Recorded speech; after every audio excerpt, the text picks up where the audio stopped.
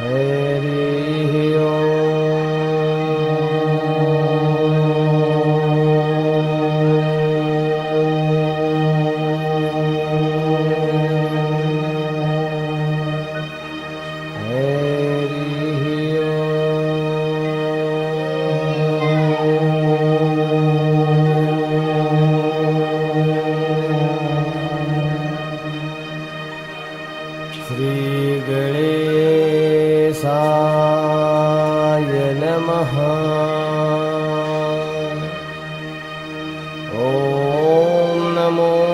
भगवते वासुदेवाय।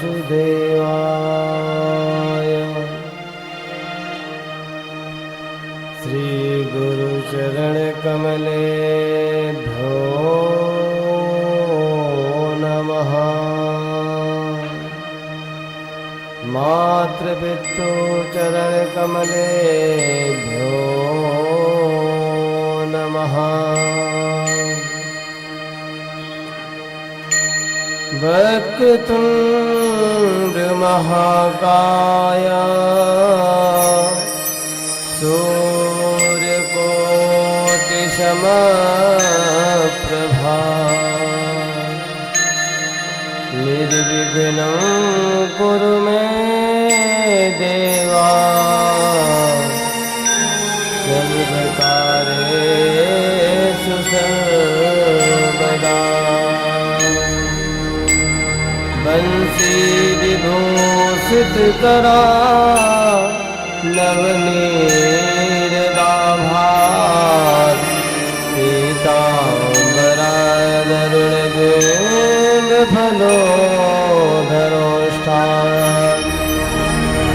पूर्णेन्द्र सुंदर मुखादर बिंद नेत्रान।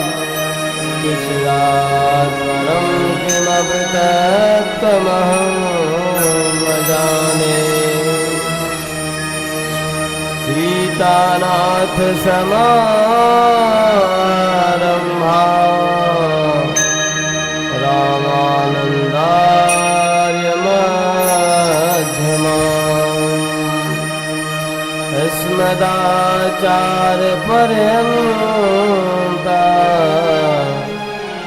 वन्दे गुरु परम्पराम्। अज्ञानतिमिरान्धस्य ज्ञानाञ्जनशलाकया चक्षुरुन्मिलितं येन तस्मै श्रीगुरवे नमः। मातर्भैरवी भद्रकाली विजय वाराहि विशाखये। श्रीविद्ये समये महेश बदले कामेश रामे रमे। मातंगी तुपरे परात्पर तरे स्वर्गापवर्ग प्रदे। दासोऽहं शरणागतं करुणया विश्वेश्वरीं त्राहि माम्। जय जय जय राधारमण जय जय नवले किशोर। जय गोपी चित चोर प्रभु जय जय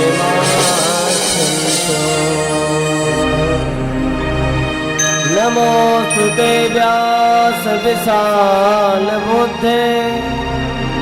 फुल्लारविन्दं यतपत्र नेत्रं येन त्वया भारत तैलपूर्णम्।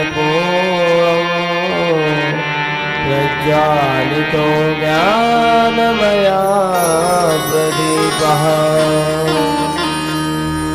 आये हनुमन्त विराजिए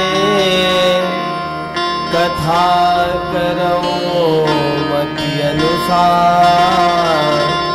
प्रेम सहित गादी धरो विराजिए पवन कुमार सियावर रामचंद्र पवन सुत हनुमान की जय। श्री वल्लभ विठ्ठल गुरुभाई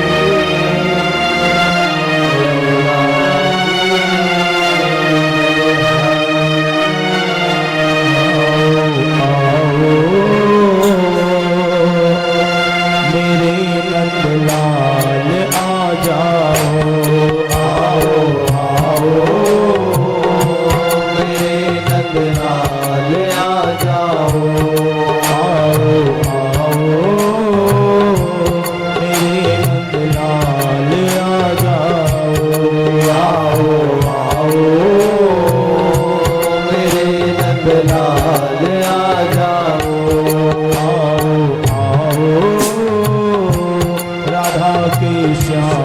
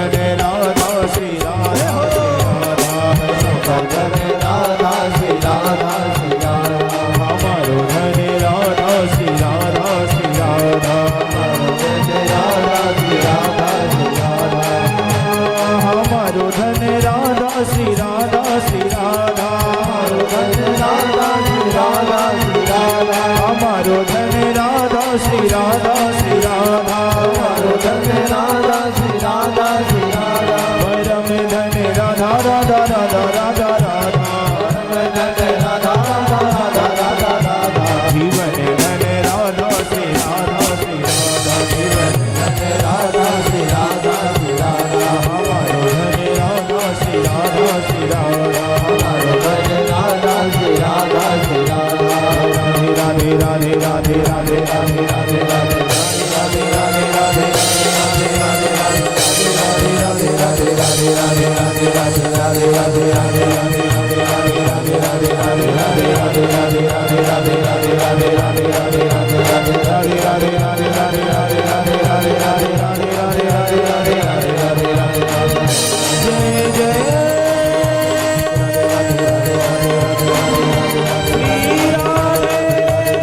राधे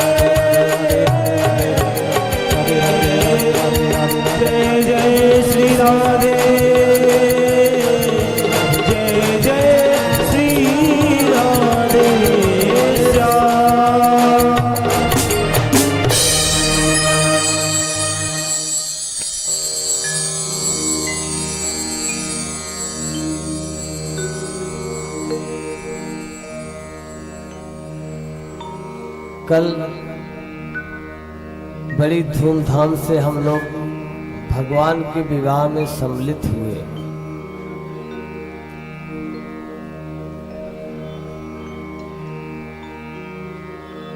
ऐसा कहा जाता है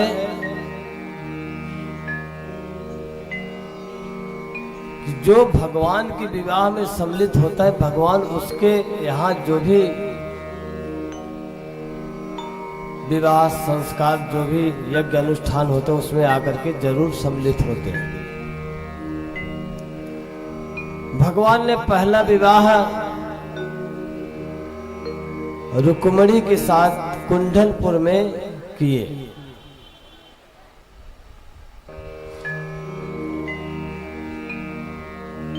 उसके बाद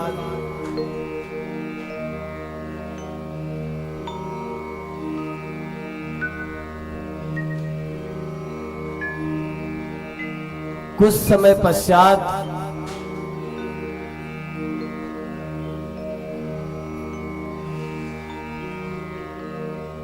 रुक्मिणी के यहाँ एक बालक का जन्म हुआ जिसका नाम था प्रद्युम्न। और जन्म लेते ही उसका हरण हो गया।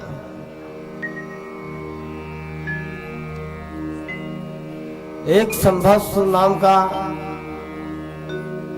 राक्षस प्रद्युम्न का हरण कर लिया और ले जा करके उसको समुद्र में डाला।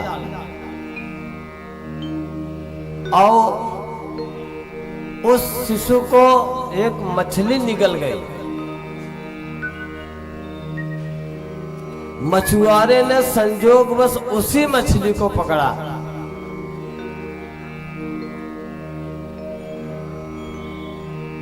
और ले उसी जो मछुआरा था उसी संभासुर के यहाँ काम करता था।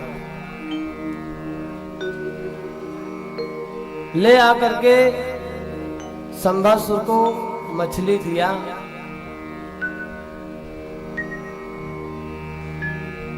राक्षसों को खिलाने के लिए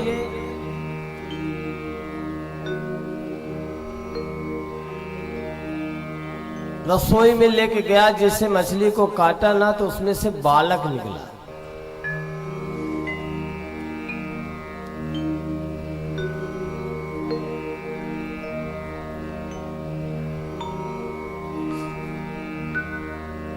और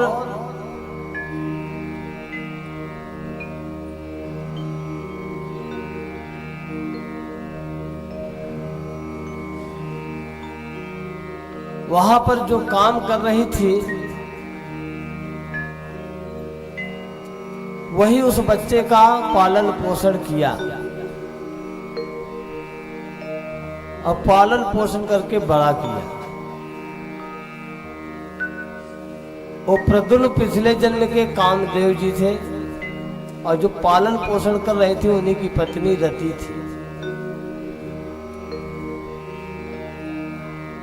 जब सती भस्म हो गई थी तो भगवान शिव समाधि लगा लिए थे। उस समय एक तारकासुर नाम का राक्षस ब्रह्मा जी से वरदान प्राप्त कर लिया था, अगर हमारी मृत्यु हो तो भगवान के बेटे से। और भगवान शिव समाधि में एक पत्नी यज्ञशाला में भस्म हुई। ऐसा कुछ लग नहीं रहा था कि भगवान दूसरा विवाह करेंगे, इसके लिए इस प्रकार का वरदान मांगा, अगर हमारी मृत्यु हो तो भगवान शिव के बेटे से। और हिमालय के यहाँ पार्वती जी का जन्म, बड़ी हुई और तपस्या की। और इधर तारकासुर का इतना उत्पात मच गया था, इतना उत्पात, सारे देवताओं में हाहाकार मच गया। सभी देवता लोग विचार करें, शिव जी तो समाधि में है, उनका समाधि कब टूटेगा, कब विवाह करेंगे, कब इसका वध करेंगे। अनेक प्रकार के अप्सराओं को भेजे लेकिन शिव जी के ऊपर कोई असर नहीं पड़ता। सभी देवताओं ने मिलकर के कामदेव को बोला, आप ही ऐसे हो कि जो भगवान की समाधि तोड़ सकते हो। सभी देवताओं ने मिलकर के कामदेव को आगे किया। बड़े प्रयासों के बाद भगवान शिव ने अपनी आंखें खोली और तीसरी नेत्र खोल करके कामदेव को भस्म कर दिया। रति रोते रोते गई, बोली स्वामी हमारे पति का कोई अपराध नहीं है, देवताओं के कार्य करने के लिए आपके यहाँ आए थे। सभी देवताओं ने कहा ठीक बात है, हम लोग जो है प्रभु जी आपकी समाधि तोड़ने के लिए इसलिए कहा क्योंकि तारकासुर का बहुत उत्पात मच गया है, उससे आप ही बचा सकते हो। बोले हमें क्या करना होगा? बोले हमें, सभी देवताओं ने कहा आपको विवाह करना होगा। भगवान भोलेनाथ तैयार हुए और पार्वती के साथ विवाह हुआ और फिर पार्वती से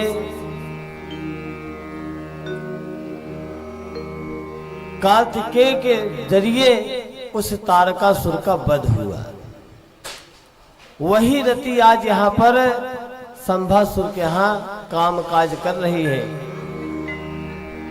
और शिव जी ने कहा कि अगर कोई गलती आपकी है नहीं तो कोई बात नहीं, अब आपको प्रत्यक्ष रूप में कामदेव तो नहीं प्राप्त होंगे, अभी इस समय आप जैसे चाहे अप्रत्यक्ष रूप में कामदेव आपके पास हमेशा रहेंगे। द्वापर में कामदेव प्रद्युम्न के रूप में आएंगे, उस समय आप अपने पति को पा सकती हैं। इस प्रकार से भगवान शिव ने कहा था। वही रति आज वहां काम करके प्रद्युम्न को पाल पोस के बड़ी की और उसके बाद वहां पर सब बताई संभासुर का वध करके प्रद्युम्न जी अपनी पत्नी रति के साथ द्वारिकापुरी लौट आए। और उसके बाद भगवान का दूसरा विवाह कैसे हुआ? भगवान कितने विवाह किए थे? कितने विवाह किए थे भगवान?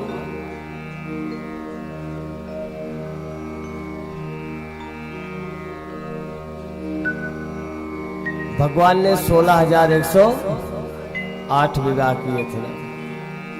दूसरा विवाह कैसे हुआ?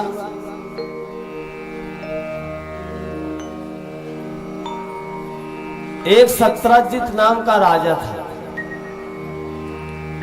और सूर्य भगवान का इतना परम भक्त था, इतना परम भक्त,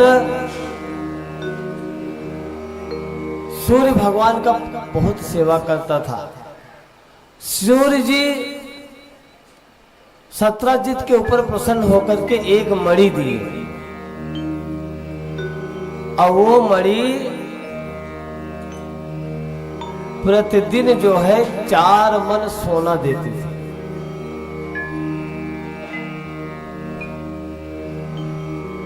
चार मन का मतलब 48 किलो प्रतिदिन सोना उसके यहाँ होता है। अब ये बात पूरे देश में फैलने लगी कि सत्रजित तो बहुत धनवान हो जाएगा, बहुत धनवान हो जाएगा। और उस समय भगवान कृष्ण द्वारिकाधीश थे। लोगों को कहना ऐसा था कि राजा से ज्यादा धनवान प्रजा को नहीं होना चाहिए, नहीं तो राज्य में असंतुलन हो जाती है। अब चर्चा में आई कि सत्रजित के यहाँ प्रतिदिन 4 मन सोना होता है, 4 मन सोना होता है। चारों तरफ चर्चा होने लगी कि ये तो राजा से भी ज्यादा धनवान हो जाएगा। ये बात भगवान के कानों तक गई। भगवान ने अपने सभी उद्योग को लिए और मंत्रियों को लिए लेकर के सत्रजित के पास गए। भगवान ने कहा कि लोगों में ऐसा चर्चा है कि राजा से ज्यादा धनवान नहीं होना चाहिए, और मैंने सुना आपकी जो मणि है वो 4 मन सोना रोज देती है। हमें उस सोने से लेना देना नहीं है। हमारा कहने का उद्देश्य ये है कि मणि आप हमको दे दीजिए, इसमें से जितना सोना निकलता है प्रतिदिन आप अपने पास लेकर आइए। इसलिए मैं ऐसा कह रहा हूं कि लोग जो कह रहे हैं वो कहना उनका बंद हो जाए कि राजा से ज्यादा धनवान हो जाएगा।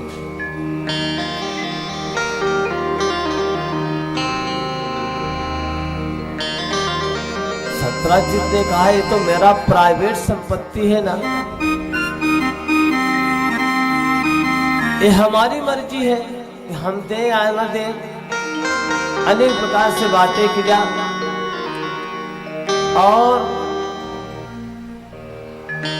उस समय उस मणि को भगवान को नहीं दिया।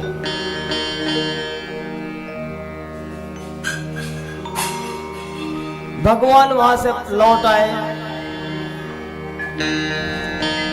कुछ समय पश्चात उसका भाई प्रसेनजीत उस मणि को लेकर के कहीं गया शिकार में,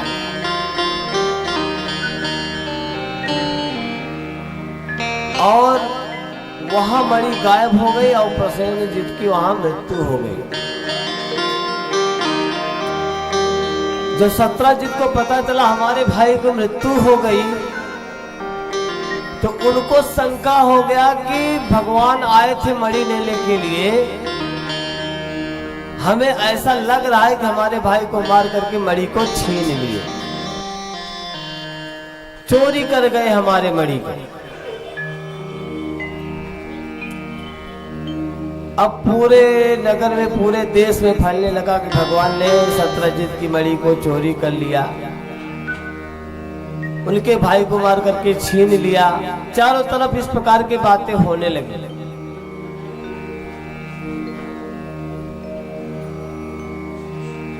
भगवान ने के पास जब बलदाऊ के पास सूचना गई, बलदाऊ जी ने जा करके भगवान से पूछा, अरे कन्हैया तूने सत्रजित की मणि चोरी की है? भगवान ने कहा, भैया आपको शंका है, मैं भला चोरी करूं?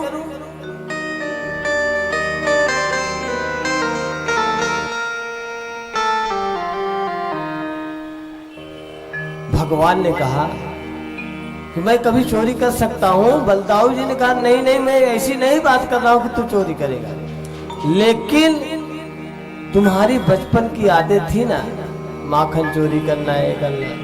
एक बार जिसका नाम जो पड़ गया ना, जीवन भर उसमें पड़ा रहता है, कितना भी बड़ा आदमी बन जाए। भगवान ने कहा अरे भगवान आपको?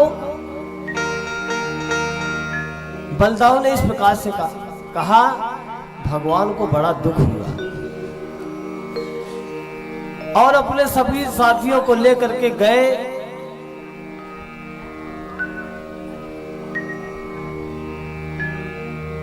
और जाकर के देखते हैं कि जंगल में प्रसेनजीत की लाश पड़ी है, पर वहां मणि है नहीं। उसके बाद भगवान ने निशान देखा, 4 पैरों को निशान दिखाई पड़ा। तो भगवान को लगा कि लगता है कि प्रसेनजीत को कोई पशु पक्षी मारा है।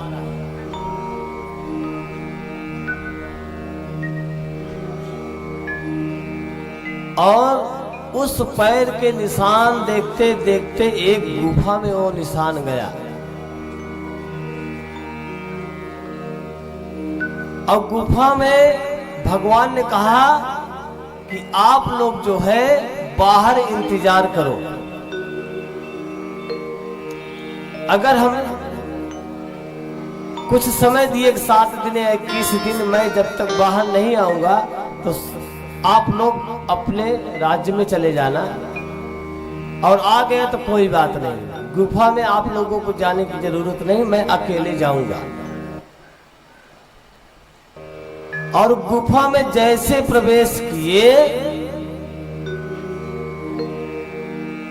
वहां पर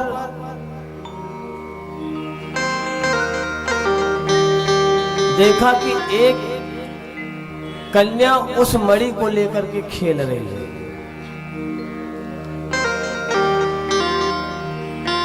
भगवान ने कहा कि चलो कोई बात नहीं, मणि तो दिखाई पड़ी। और भगवान ने जैसे मणि मांगा, वो कन्या अपने पिता को आवाज लगाई और उसके पिता का नाम था जामवान।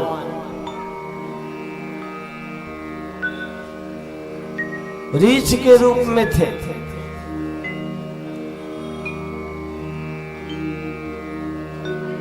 और उस मणि के लिए जामवान भगवान से युद्ध किया और युद्ध करते करते 21 दिन बीत गए और भगवान ने इतना मारा। उसके बाद बोला क्यों जामवान, आपको मजा आई कि नहीं? जैसे कहा कि आपको मजा आई कि नहीं, तैसे वो हाथ जोड़ करके जामवान का कहीं आप राम तो नहीं हो? क्योंकि मैं उस समय बात किया था जब राम रावण का युद्ध हो रहा था ना, जब राम को विजय प्राप्त हो गई तो जामवंत जी के पास आए, बोले क्यों जामवंत युद्ध कैसा रहा? तो जामवंत ने कहा क्या करूं, मुझसे कोई लड़ा नहीं तो हमको क्या पता कैसा रहा,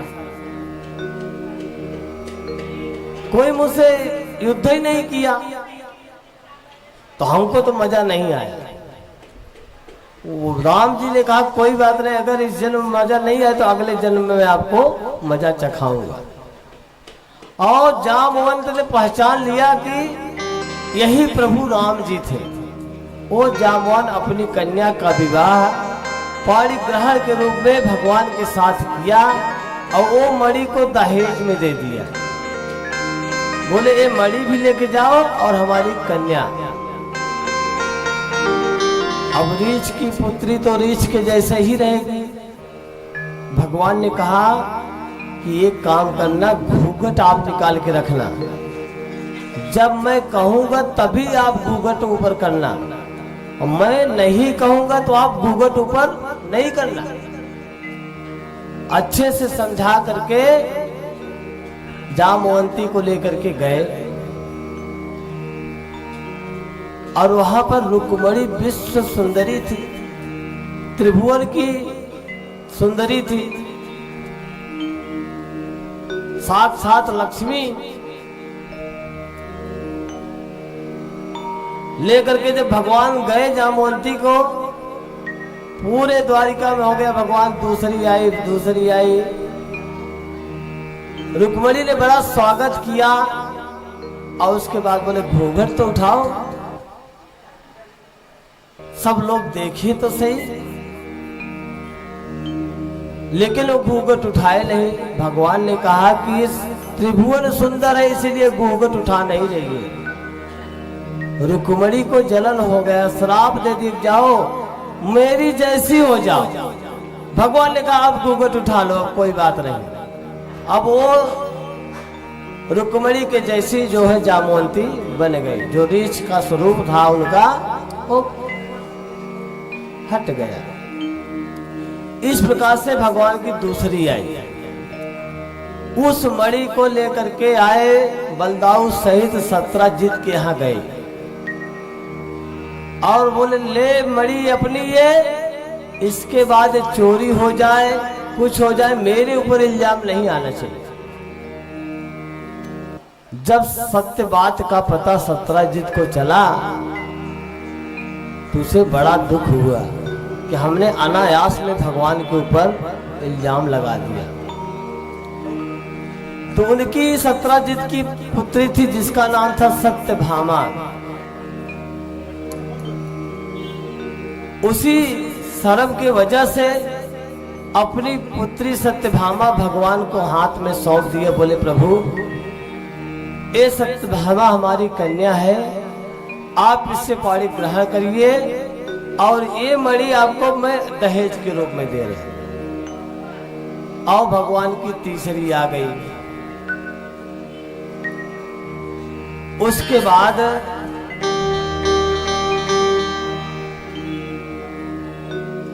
एक दिन अर्जुन के साथ जो है भगवान ऐसे विहार करने के लिए, घूमने के लिए निकले। तो एक सरोवर था, उसमें एक सुंदरी जो है बीचों बीच जल में खड़ी होकर के तपस्या कर रही है। और कुछ दूरी पे भगवान जा करके बैठे। अर्जुन से कहा कि अर्जुन हमको प्यास लगी है, अगर कहीं पानी मिल जाए तो लेके आओ। तो अर्जुन ने कहा कोई बात नहीं, मैं पानी लेने जा रहा। तो उसी सरोवर में गई जहां पर वो तपस्या कर रही थी युवती, और हाथ जोड़ करके आंख बंद करके वो यही तपस्या कर रही है कि हे प्रभु, हे भगवान, नंद बाबा का छोरा, नंद बाबा का लाला, यशोदा का लाला हमारा पति बने।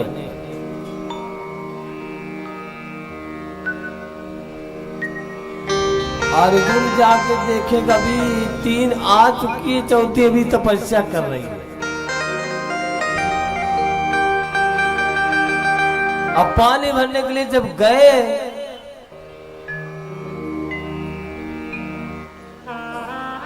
तो युवती से पूछे आप किसकी तपस्या कर रही? बोले कि मैं उस कन्हैया के पति के रूप में पाने की तरह। बोले वही द्वारिका वाला कन्हैया? बोले हाँ। बोले आंख मत बंद करो, मैं अभी आया। और दौड़ते दौड़ते आए, भगवान को पकड़ के लेके गए और उसका नाम था कालिंदी, जो भगवान के साथ वरमाला पहना दी। इस प्रकार से भगवान की चौथी आ गई। उसके बाद मृतबिंदा के साथ भगवान ने विवाह किया। नग्न जीती सुभद्रा और लक्ष्मणा। इस प्रकार से भगवान की 8 पटरानियां बनी। उसके बाद 16,100 रानियां और कैसे बनी। प्रागपुर का एक राजा था जिसका नाम था भौमासुर। भौमासुर क्या करता था? देश के विदेश के जो भी युवान कन्या मिले, युवती मिले, उसे पकड़ करके मंत्रियों के द्वारा लेकर के आता था अपने जेल के अंदर बंद करता था। उसका संकल्प था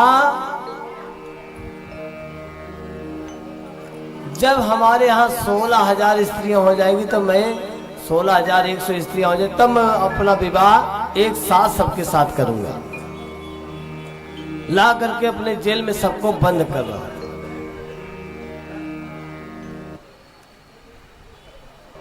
विवाह हुआ हो या नहीं हुआ हो, इस प्रकार से जो मिले सबको पकड़ के जेल में वो बंद करता था।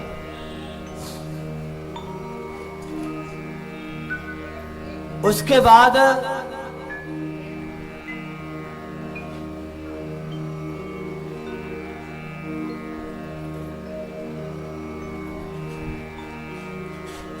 उसी समय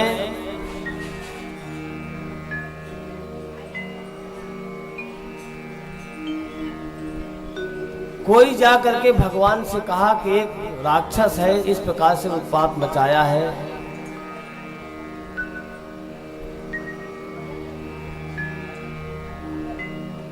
भगवान ने जा करके भौमासुर का वध किया और सभी स्त्रियों को वहां से निकाला। भगवान ने कहा जाओ, जिसका जहां घर हो अपने अपने स्थान पर सब लोग जा सकती है। और जो भौमासुर के यहाँ से अपने अपने घर माता पिता के घर गई तो माता पिता अपने घर में रखने को तैयार नहीं हुए। माता पिता ने कहा तो भौमासुर के यहाँ से होके आई हो, समाज में लोग हमारी निंदा करेंगे, मैं कैसे आपको अपने यहाँ रखूं। जब माता पिता नहीं रखे तो पति की क्या बात करें।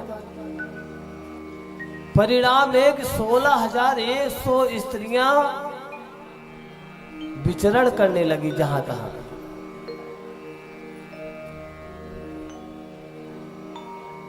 अब भूख एक ऐसी चीज है, वो क्या से क्या नहीं कराती।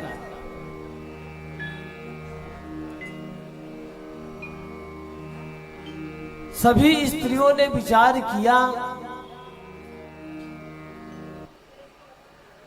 कि जो अब हमको छुड़ाया है हम लोग उन्हीं के पास चलते हैं। और सभी 16,100 स्त्रियां द्वारिकापुरी गई। सभी लोग हाथ जोड़ करके कहने लगे, हे प्रभु, इस संसार में हमारा कोई नहीं है, अब हम जाएं तो जाएं कहां जाएं। सभी स्त्रियां एक साथ कहने लगे, जाऊं कहां तज चरण तिहारे, जाऊं कहां तज चरण तिहारे, चरण तिहारे, कहाँ तेज चरण तुम्हारे, कहाँ तेज चरण तिहारे। को नाम पतित पावन जगे, को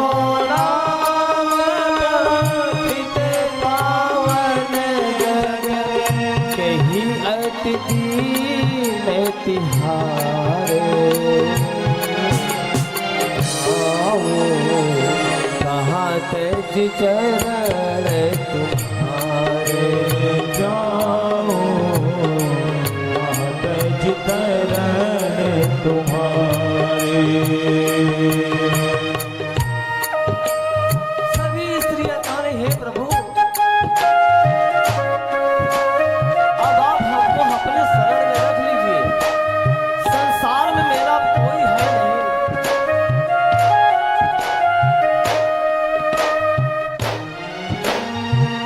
कौन देव बराई बरद हिते, हटी हटी में उबारे, कौन देव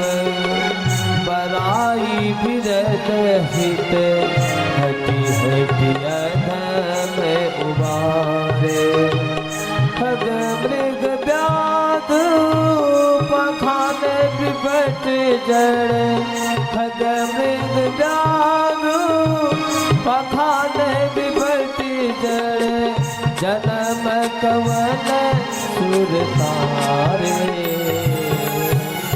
जाओ कहाँ तेज चरण तुम्हारे जाओ सज चरण तुम्हारे।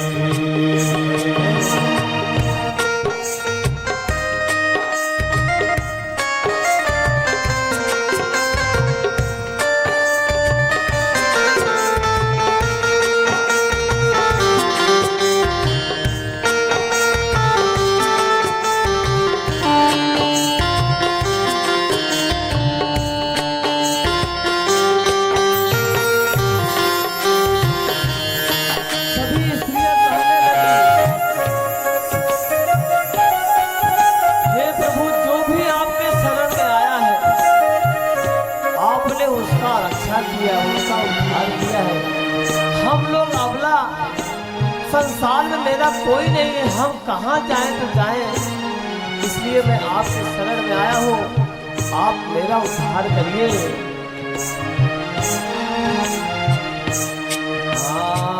देव तनुज मुनि नाग मनुज सब देव मनुज मुनि नाग मनुज सब माया विवश विसारे हो माया विसारे।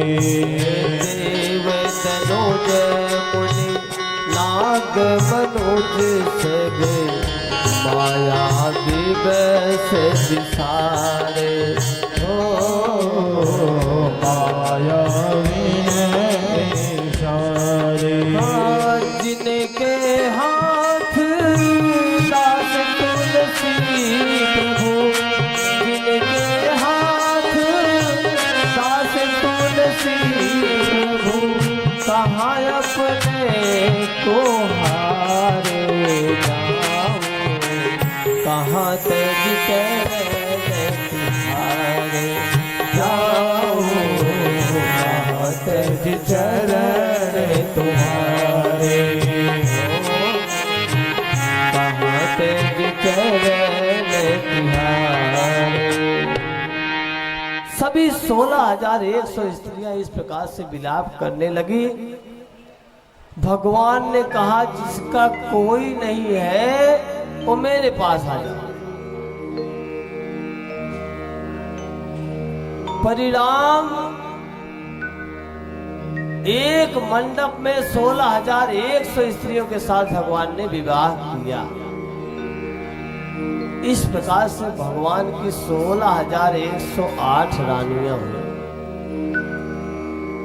ये क्या है 16,108? अपने शरीर में 8 जो है मुख्य नाड़ियां हैं जिसमें खून का संचार होता है और पतली छोटी मोटी 16,100 नाड़ी है जो अपने शरीर की संरचना कर रही है और सबकी रक्षा करने वाला मात्र एक वही आत्मा है।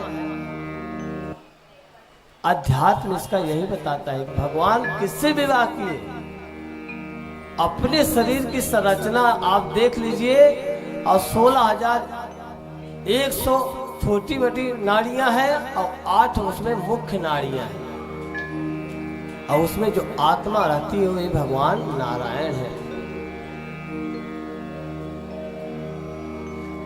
और किसी रानी को कोई संतान नहीं हो रहा था तो भगवान पशुपतिनाथ गए, भगवान भोलेनाथ से प्रार्थना की। भगवान भोलेनाथ की पूजा भगवान रुक्मणी और भगवान कृष्ण एक साथ मिलकर के किए। भगवान उनकी पूजा से प्रसन्न होकर के वरदान दिए कि जाओ एक एक रानी को 10-10 पुत्र और एक एक पुत्री हो जाएगी। ऐसा वरदान भगवान भोलेनाथ जी दिए। अब विचार करो, 16,108 रानी हैं, एक एक रानी के 10-10 पुत्र और एक एक पुत्री। कितने होंगे तो हमको नहीं पता है, क्योंकि अपना गणित ज्यादा मजबूत नहीं है।